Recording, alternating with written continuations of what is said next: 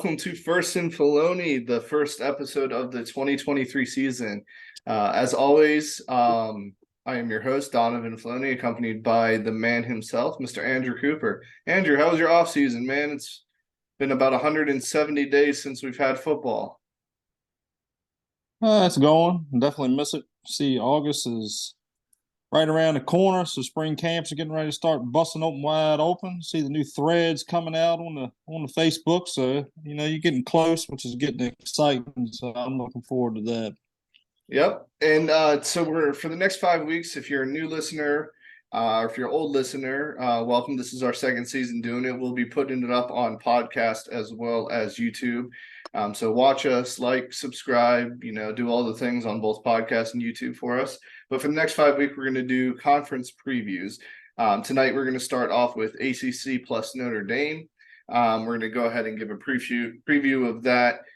We do have hometown bias of NC State. So for new listeners, my co-host is a huge NC State fan. So throughout the season, we'll be talking quite a bit about them. Hopefully, unless they're bad, and then we won't. So we will see. But to go ahead and get everything started, let's go ahead and get this thing on the roll here. New to the league this year, so everything new to the ACC. The big thing is that there are no more conferences. The Big 12 did this last year, and I think it worked out phenomenally for them. It was a fun race to see who was going to be number two in the conference at the end of the season. But there's no more Coastal, there's no more Atlantic, so the Coastal, I think it was Coastal Heavy that's been in the past couple of years, is no more. What are your thoughts on this being an ACC lifer here? It kind of hits home a little bit because you're so used to the Atlantic and the Coastal. But I think it's a good idea. You're going to see more. I think you'll see better football because everybody's going to buy in and want to get to that second spot to be 1 and 2. It's going to be more of a shootout to me. And not only that, I think it helps the teams a hell of a lot with as far as recruiting as well. I mean, you're getting ready to play teams that you don't get to play every year. So now you're playing them once a year or every other year. So that's going to help you recruiting, as far as the college goes. Like us, we go to Virginia Tech and Virginia this year. So hopefully some of these guys in Virginia we have a pretty decent year, that'll help us on the recruiting trail as well, which will help everybody. So, maybe they'll get to steal some recruits away from Clemson's and the Florida States and, might get to flip some, I think it's a good idea though. Well, you got to worry about two other teams in your backyard too, with Duke and UNC on the come up. But I agree as well. I think it does allow for better conference matchups. But what it also does, it allows for more variability in the conference play. You'll start seeing in the next year or two teams that you don't normally see go cross divisions as the old divisions were. You'll start seeing them play more often. So you'll see like more of like the Virginia Techs versus Clemson's, or like the NC States versus I can't think of another name. Miami and stuff like that, right? Like so you'll get a Virginia. Like we got Virginia this year. We haven't played Virginia in like 3 or 4 years. So right. So you'll get to see them more often, which I think is allows it to be more fun. I know the Big Ten is going to be doing this next year. With conference realignment and everything like this, this is a chance for the ACC to actually show that they're a conference, because as of right now in my power rankings of conference, I think I had them at 3 last year. I have them at 5 this year. Like, I don't think they're that good as a conference as a whole. So we'll see how they go with it. But I think it's huge, and that's the really only big conference news that we have here. We have your typical coaches come in and out, which we covered in our bowl season episodes. We talked a little bit about that then. I won't bore you guys with that now. Louisville's new head coach, I think, is the one that's going to be highlighted throughout. So before we get into transfers here, actually, no, let's go ahead. Let's go straight into transfers. The number one transfer I have here isn't actually a player. Number one transfer I have here is a coach, offensive coordinator Garrett Riley. For those who are college football casuals, you might know Garrett Riley of being the offensive coordinator for TCU last year, who turned Max Duggan into an amazing player when he was not even the starter to start the year. But he's also the brother of Lincoln Riley. Lincoln Riley. Yeah, I was thinking of I don't know who I was thinking of. But yeah, brother of Lincoln Riley, who's an offensive genius. He goes to Clemson. That's the only real transfer that Clemson got because Dabo's against the transfer portal, which we'll see how that plays off in the next couple of years.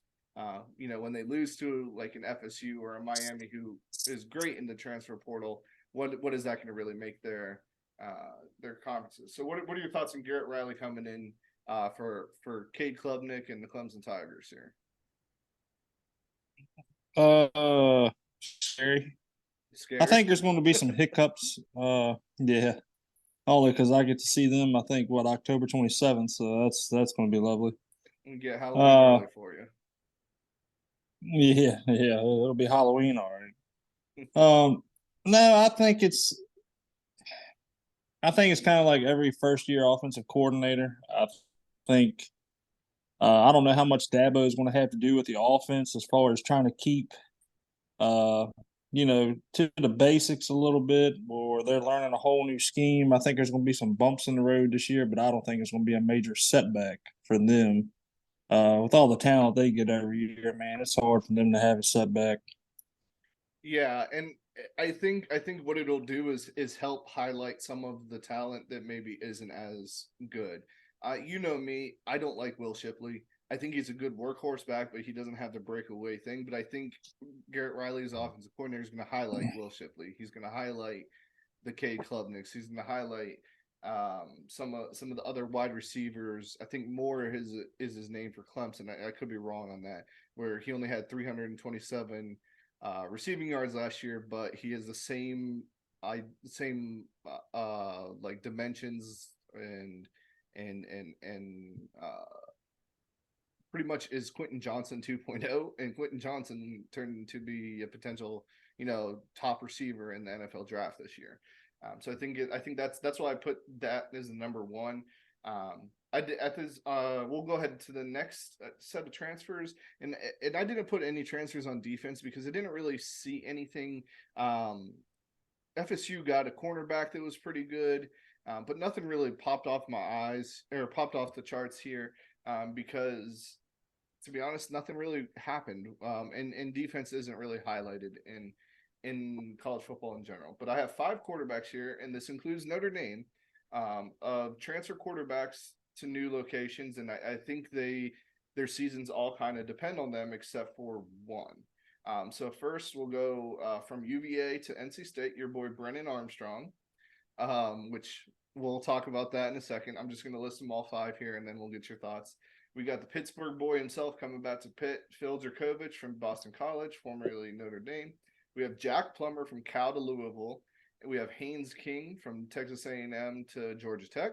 If you remember, Haynes King, highly recruited prospect. I believe he played against Miami or beat Miami a year or two ago. And then Sam Hartman from Wake Forest to Notre Dame. From those 5s, I'll give you the floor to start. Or actually, no, I'm going to go ahead and start here. I think the biggest one there is one of 2. I think Jack Plummer to Louisville and then Sam Hartman to Wake. I think Sam Hartman to Wake immediately puts Notre Dame with that defense as a fringe top 8 program right now. With the running back they have coming back with Estime, who's just a bowling ball, Jerome Bettis reincarnated. But then, I mean, who did they have last year? They had the kid from Alabama. He transferred to Alabama, and I can't think of his name. But anyways, that's exactly right. Like, you can't think of his name from Notre Dame, right? This is Notre Dame's chance to have that quarterback, that Brady Quinn, that Joe Montana type quarterback that they have that makes them a staple. And then Jack Plummer to Louisville. I think Jack Plummer's a stud. I think it brings Louisville's easy cupcake schedule to prominent. And I'll talk about Louisville a little bit later. But Jack Plummer, new coach, new quarterback. I think that's great. So, what are your thoughts? I'll let you go off on Brendan Armstrong, but do you have anybody, Haynes King or Dracovic, kind of light up your eyes or any? I'd like to see what Dracovic could do because he kind of being sheltered up there at Boston College. He didn't really have the talent. So now you're really going to see with Pat Narduzzi how well of a quarterback he really is rounded to me. And then you got Haynes King coming in from Texas A&M, correct? Yep, stud. All right. Who's the quarterback? Van Dyke, right? Van Dyke at Miami. He's still there, and this is his year to kind of shine. Yeah. So that was a notable one. Really and truly, to me, it comes down to two teams, and it's not me being biased. I think it's going to be down to the Sam Hartman of Notre Dame because now you're going to see what he really can do with defense.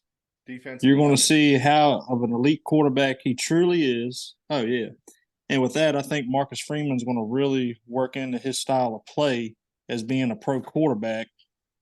I think he's going to be fine. I mean, he was tough at Wake Forest. I mean, the defense for Wake Forest wasn't really all that good. I mean, if you look back last year and the year before, how he bailed Wake Forest out. Yeah. Yeah. I don't, all you know the what I years mean? that he's been To there, me, now that he's out. exactly, but now that he has a defense, I hate to say it, he is going to be fun to watch. And I really hate to say it, I probably will be at that game, so it might be ugly. But it might be fun, and man. the other NC one State's to me got a is the good Brennan. defense. Yeah, I mean they're mediocre as always. But the other one to me too is Brennan Armstrong. I don't like the move. I wish we could have just stayed where we were.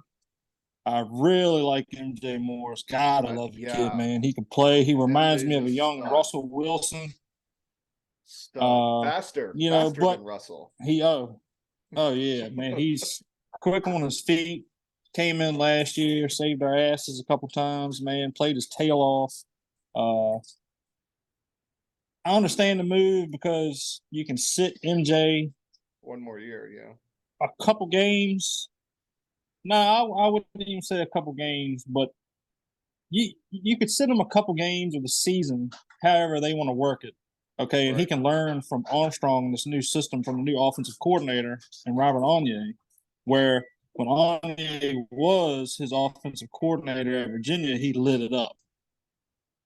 So I don't know if maybe him coming back into town reshapes Armstrong, gets him more comfortable in the pocket, makes him make better decisions. But to me, I think by game 3 is when Doeren game 2 or 3 is when Doeren really needs to say, okay, MJ's the guy.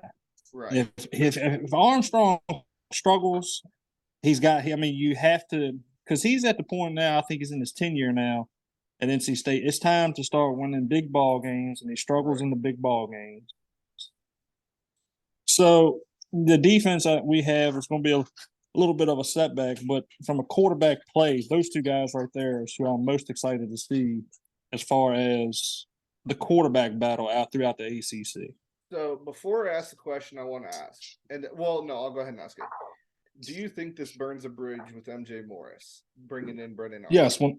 Yes, 100%. I do. And so okay, so let's look at to this. Be honest, you said by to be game honest, 3. Go ahead. To be honest, if MJ doesn't come in, if he does not get the starting role by mid-season, you might as well chalk him up to the transfer portal, and we're going to lose another one. Then we're going to suck for 3 or 4 years. And I agree. And I mean, do you blame the kid though, as well as he played his ass off last year and bailed us out?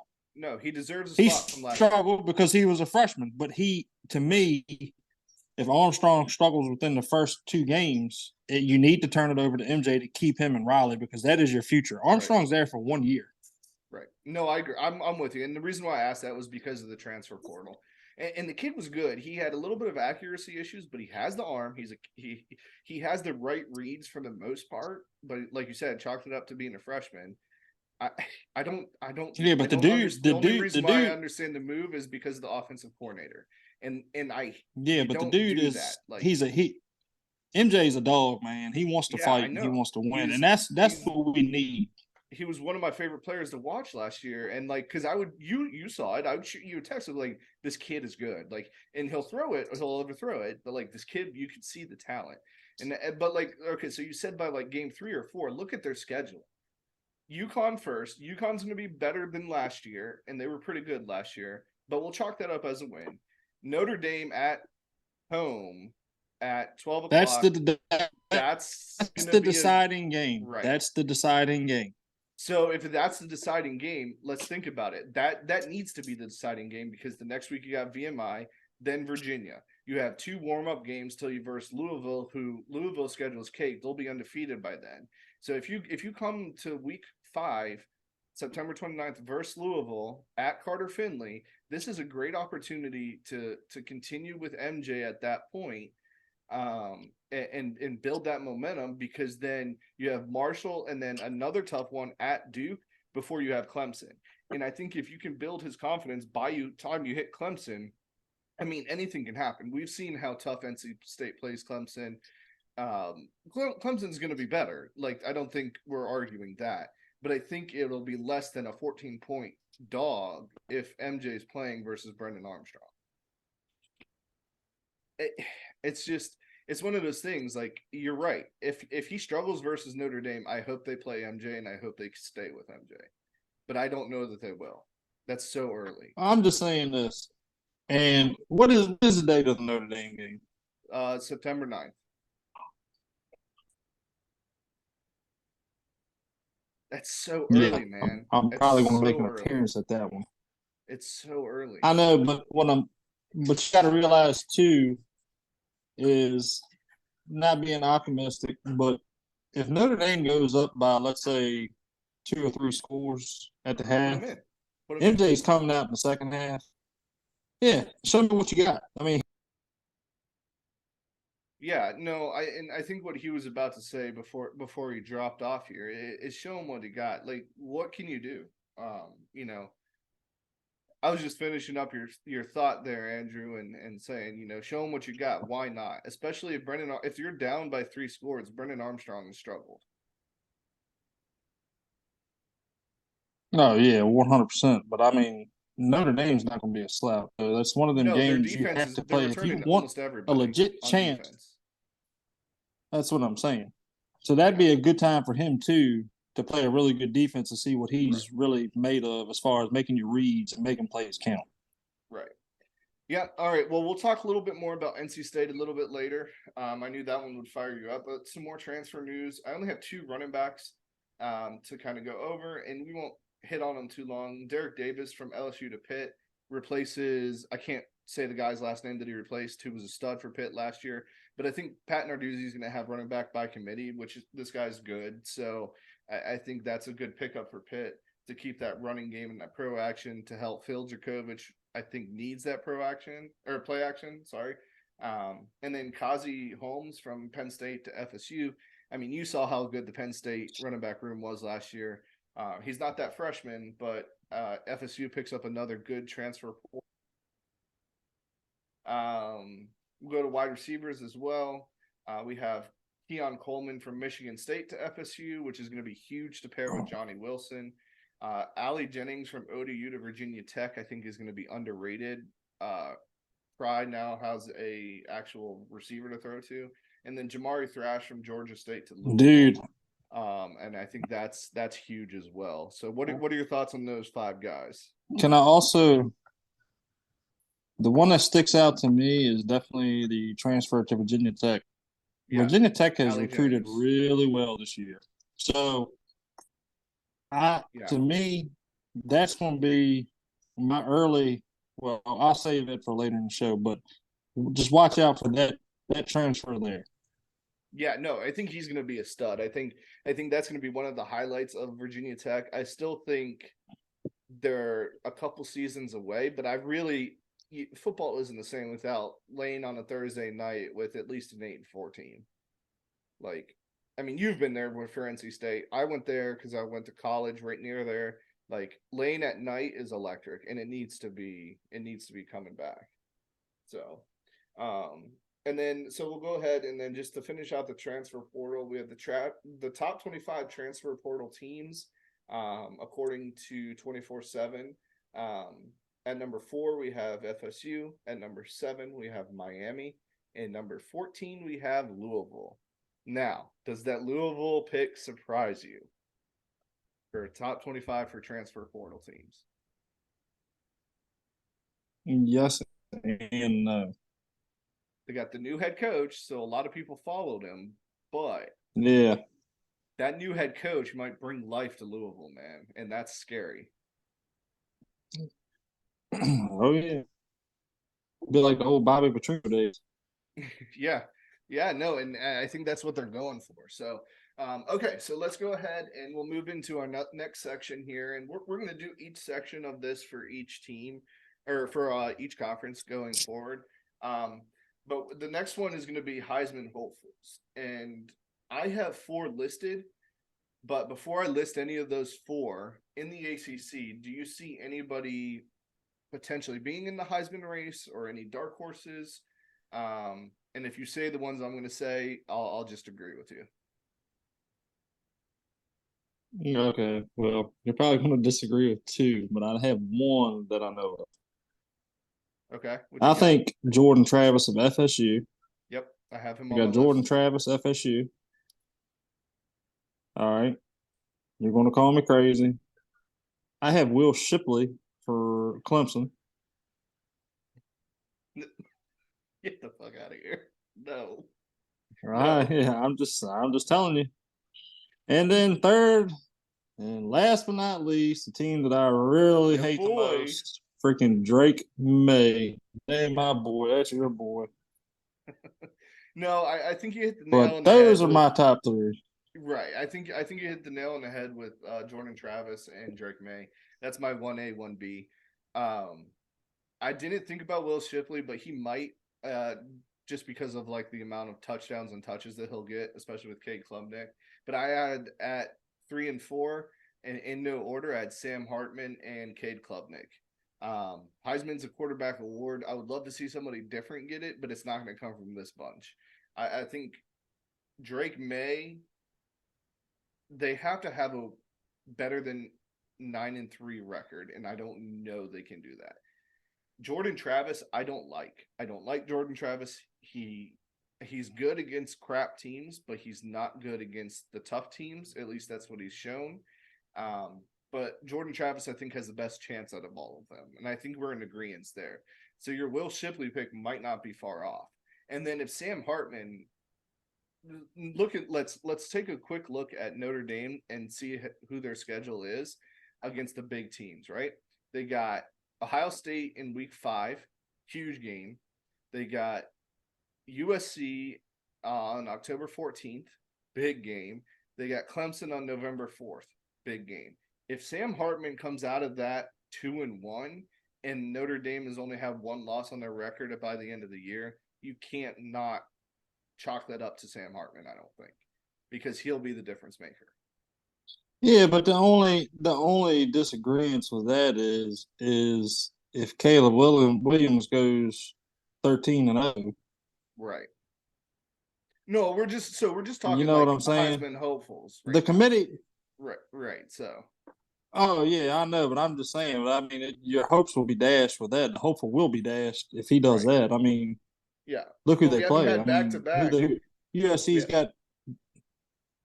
We haven't had back to back Heisman winners since Archie Griffin in 1975.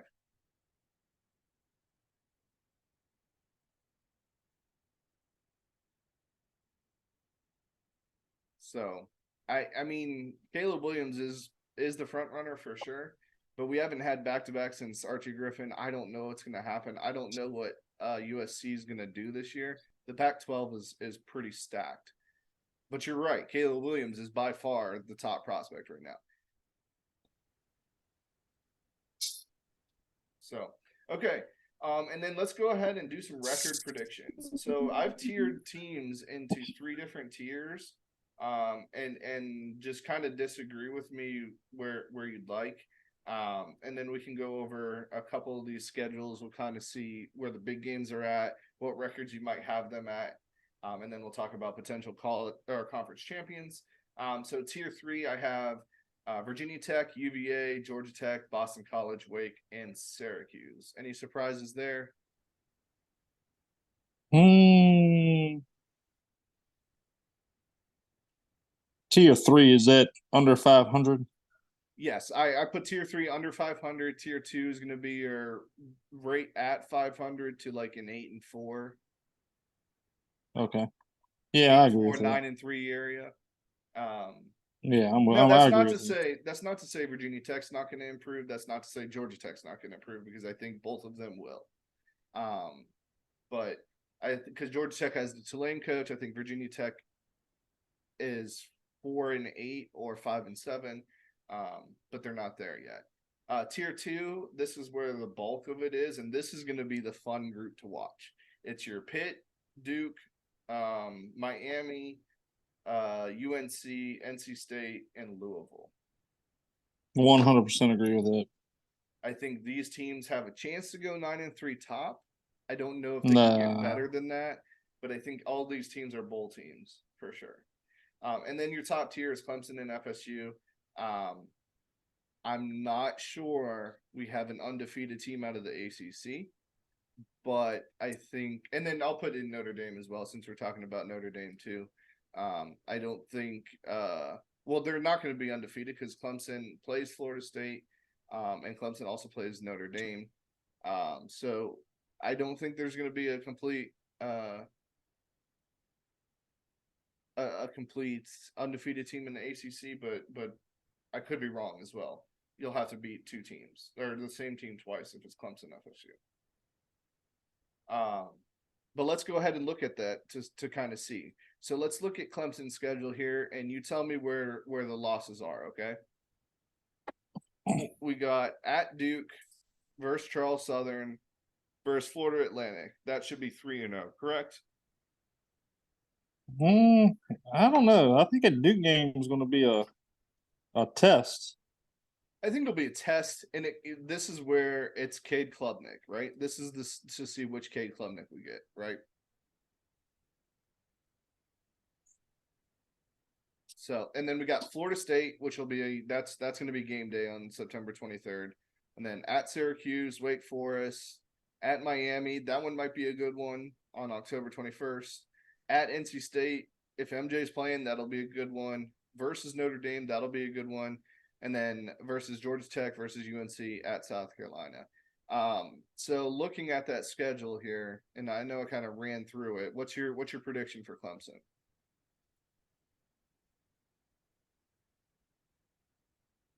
I'm gonna go 10-2. 10-2. I think that's a safe bet. I think 9-3 at the lowest. I think I'm gonna go 11. 100%. I'm gonna go 11-1. I think they either lose to Florida State or Notre Dame, and I wouldn't be surprised if they go undefeated, because that is a cupcake schedule.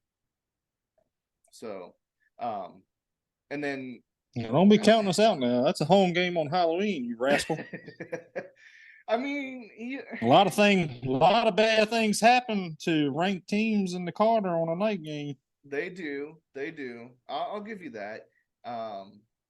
But I don't know, man. It's gonna be tough. I think 11-1, 10-2. I think that's a safe bet. Let's go ahead and look at FSU schedule. We got versus LSU, which is a neutral site game.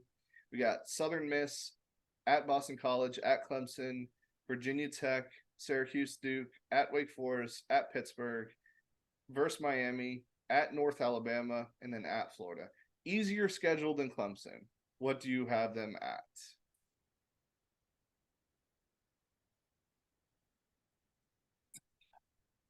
I'm going 10-2 or 11-1 is my highest. Yeah, I think it's I honestly think they falter to LSU. Really? I don't. Yeah. I have 11-1 as well. I have them either faltering to Clemson, Pittsburgh, or Miami. And we don't know what Florida's going to be either, because Florida's pulled in some really good transfers. Second year of Billy Napier, I think they'll be better. And they played them good last year with a bad Florida team. But I think 11-1. I think both Clemson and FSU go at 11-1. to finish the year. All right, we'll do two more teams, or three more teams that I want to highlight, and then we'll talk about conference championships, bowl predictions, and then I have a fun game here for us at the end. So we'll go quickly through Notre Dame's schedule. We have Navy, Tennessee State, at NC State, Michigan, Ohio State, Duke, Louisville, USC, Pittsburgh, Clemson, Wake Forest, Stanford. Very, very, very difficult schedule. I think that they're going to go 10-2. That means they have to beat either Ohio State, Clemson, or USC, and I think they beat at least one of them. You said 10-2, and I'm being bold with that one, but I think 10-2. I'm thinking 9-3, 8-4 lowest. That's probably the where it's going to be at, is that 8-4, 9-3 range. But I just think Notre Dame spoils one of them. I don't know which one, but I think they spoil one of them. And my head is telling me it spoils USC, which if they beat two of them, Notre Dame's in the conversation. And then one team I wanted to look at here, actually, we won't even go through their schedule because that's one of my bold predictions. So we won't go through their schedule, but we'll go ahead and hit up your schedule as well, since they are your favorite team. We got at UConn versus Notre Dame versus VMI, at Virginia versus Louisville versus Marshall, at Duke versus Clemson versus Miami, at Wake Forest, at Virginia Tech, and then versus North Carolina. NC State's over-under record, I think, is at 6.5. So what do you have them going? 7-5 or 6-6?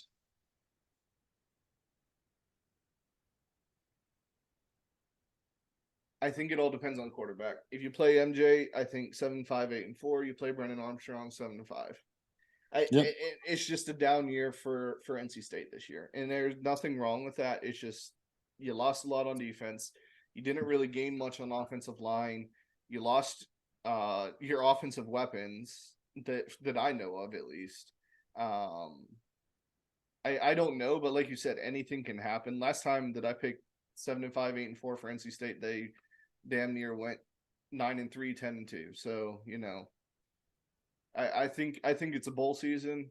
They play MJ, it'll be better off because he's more versatile, but you never know, though. And I could be higher on Duke than I am, and higher on Miami than I am, than they are, and Louisville as well.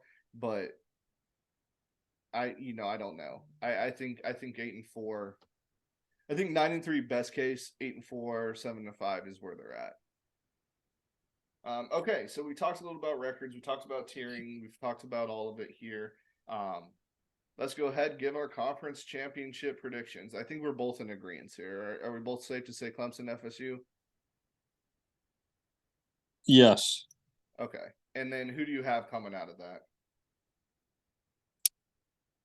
Hard to go against Dabo and Charlotte, man. I think so as well. And the only reason why I hesitate is the transfers that Mark Norvell got are really good. But that defense for Clemson, they're the only question they have is on defensive line, but they have 4- and 5-star talents on that defensive line. So their linebacker core could cover up for what their defensive line isn't, I think. So I have Clemson over FSU. Some dark horses that I've listed, Pitt, Louisville, and UNC. I did not put Miami on there because I'm not sold on Mario Cristobal, but they had good transfer portal. They have a new offensive coordinator, Tyler Van Dyke. If he can get back to, very good as well. Yeah, I ain't much on a UNC pick, but whatever. I think UNC goes 7-5, 8-4, just like NC State. Well, let me ask you this. All right, let me ask you this. If, which is I pray like hell it happens, they have a mediocre year, is Mac Brown out? No, I don't think so, because it's the best years that they've had in forever. Their problem, UNC's problem, isn't the offense. They're going to have to score 40, 50 points a game for them to win. It's their defense. If their defense can even be half as good as they were last year, then we're talking 9-3, 10-2, 11-1. But their defense, I mean, Caroline High School can run through them. So, like, they're not good. Do you think Mac Brown's out if they go lower than that? That's a bold get on the hot statement. seat. You think he's on the hot seat? I Really? yeah. I honestly think that if he does not at least, if he has another year, I don't even know because I'm not trying to jinx my team, but another loss to NC State at the end of the year, and you have Drake May at quarterback. Yeah. I see him either transferring or Mac Brown's out, or he's on the hot Drake seat May's going to the following NFL. this year.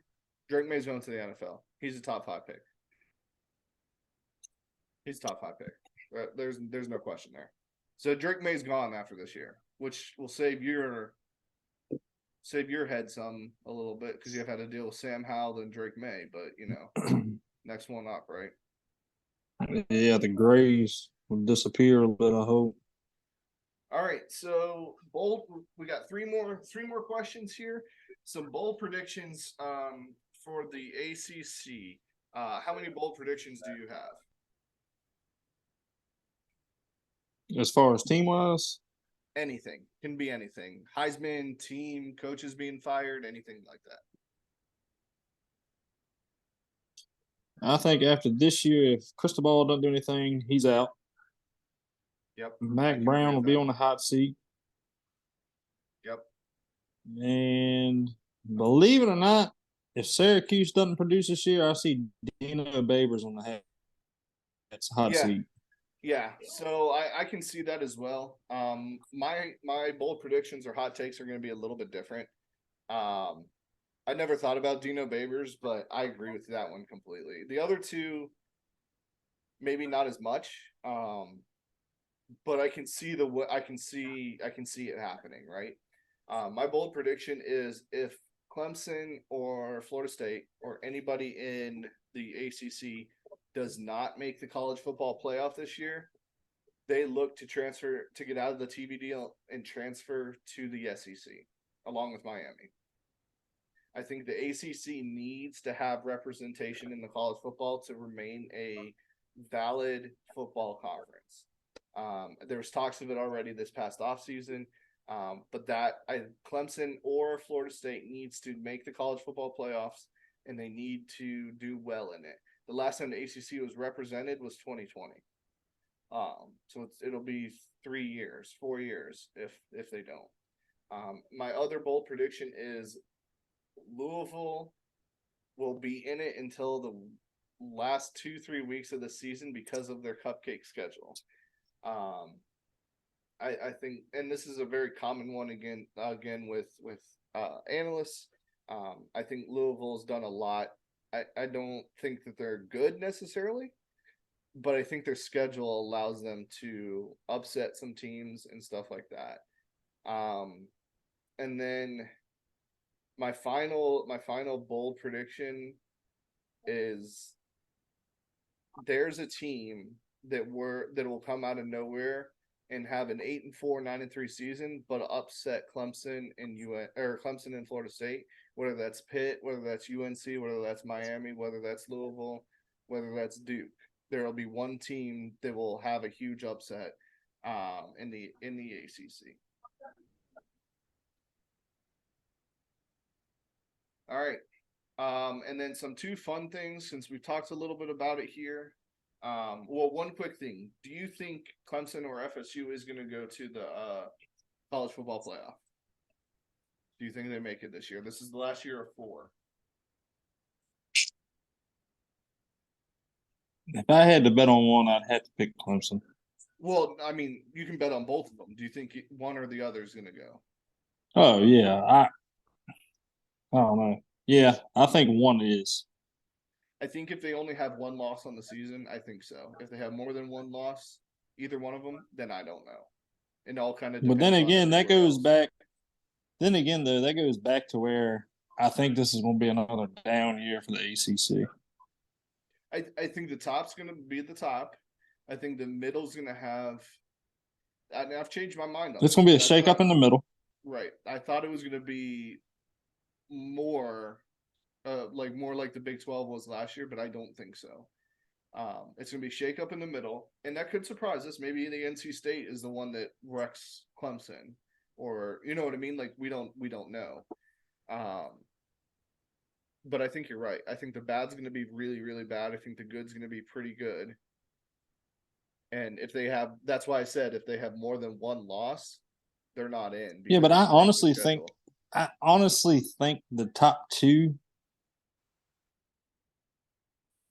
mediocre and they're squeaked by. No, I agree. I don't think that's what I'm saying. Like I think they have to put them there because they'll be conference champs with one loss. But if they have two losses, they're out. Two losses, they're out. Okay. Oh yeah. One last or two last things here. Some fun things we'll do with each conference brought to you by one of the questions I'm in a Discord with. Shout out DJ Wavy D. What are the best uniforms in the ACC? And I'm going to throw a caveat in there. You cannot pick NC State, and I cannot pick Notre Dame.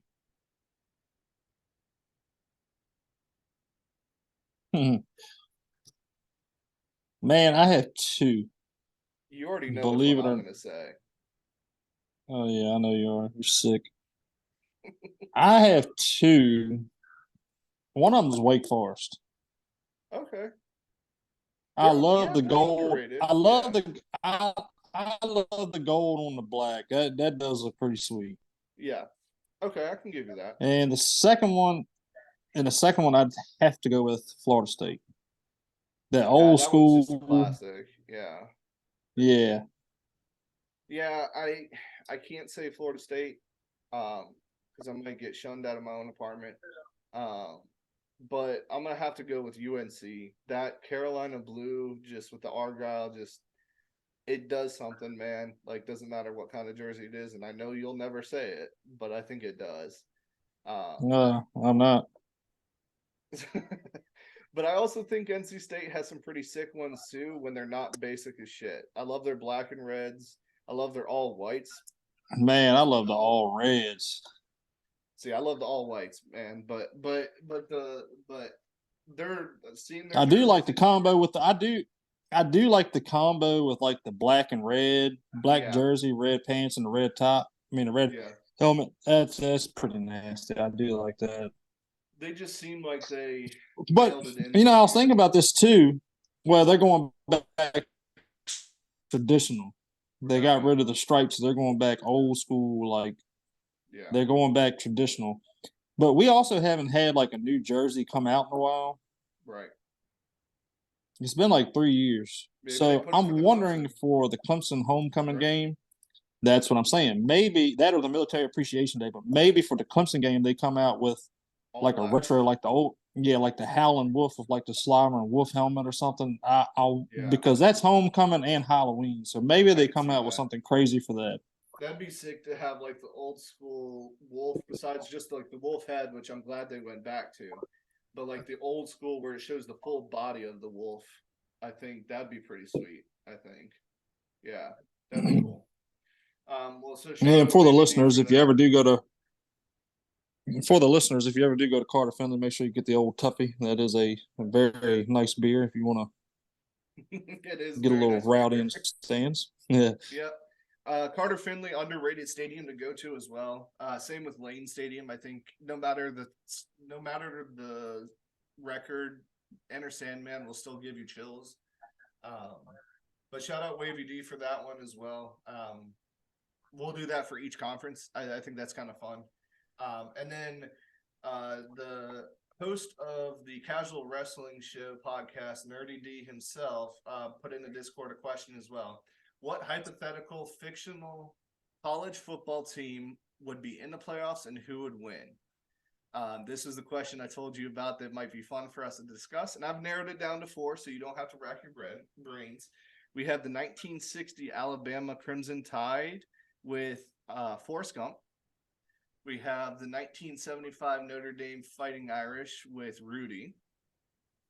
We have the 1998, we'll go the 2010, 2011 Blue Mountain State Goats. So Blue Mountain State, and then we have the Bourbon Bowl winners themselves. Oh Yes. goodness, let me make sure I get their name correctly. The Southeast Louisiana State. Southeast Louisiana State University Mud Dogs, right? So I made a little playoff bracket, and you'll have to imagine it in your head. So the first round we'll have Forrest Gump go up against Blue Mountain State, and we'll have Rudy go up against Bobby Boucher and the Southeast Louisiana State Bulldog Mud Dogs. Excuse me. So who do you have there? Who do you have? 1960 Bear Bryant, Alabama Crimson Tide, or Blue Mountain State? I'm going Blue Mountain State. I'm going Blue Mountain State as well. They're the only undefeated team of the group. Forrest Gump is the force to be reckoned with, but I don't know, man. Nah, Bobby Boucher. Bobby Boucher's will end that ping pong career, son. I can tell you. And so on the other side of the bracket, we have Rudy versus Bobby Boucher, but I'm going to throw a caveat in here. Rudy is allowed to be offsides like he was in the movie. Don't matter. Bobby Boucher destroys. All right, so we have his mama's Louisiana frog cakes. His mama's Louisiana frog cake saves the day, son. Yep. And then, so for the championship game, we got Blue Mountain State versus the Southeast Louisiana State Mud Dogs. I keep saying Bulldogs. So who do you have, Bobby Boucher or the undefeated Blue Mountain State? Bobby Boucher, Vicky Valancourt gets a hold of him, son. Mama said, have you ever seen the time when Bobby Boucher came in at halftime and led the Mud Dogs to the Bourbon Bowl? I don't know, man. I think Blue Mountain State wins it because without Bobby Boucher, no, I'm gonna go with them as well. If they have Bobby Boucher the whole time, I think they win it because he's unstoppable, scores touchdowns and everything else. But Blue Mountain State, that was the only undefeated team going into the playoffs there. But that was a fun little exercise here. I thought you might enjoy that as well, kind of just to end the episode here. Next week we'll do the Big 12. I think that's the number 4 conference of the Power Fives. So going forward here, we'll do that. Thank you guys for sitting here listening to us. We're gonna drop every Thursday morning, or try to drop every Thursday morning on YouTube. I'm learning how to do the podcasting to put it on Apple and Spotify, so we're going to do that as well. So if you'd rather listen to us, that's great. But make sure you subscribe to both. Even if you don't listen to it, just subscribe to us. We do it once a week. We really do appreciate the support, and feel free to send us questions in as well. We do have an Instagram up. You'll be able to DM with me directly. So ask your questions via DM. If you're in the Discord for the Casual Wrestling Show, please, we already have a spot in there for us. So go ahead and give us some questions here, and we'll look forward to this season, man. It's going to be a fun one. Oh yeah, it always is. All right, what's guys, better than college football and cold beer and hot blondes and brunettes? And that was Andrew Cooper for you folks. I'm Donovan Floney signing off. See you next week.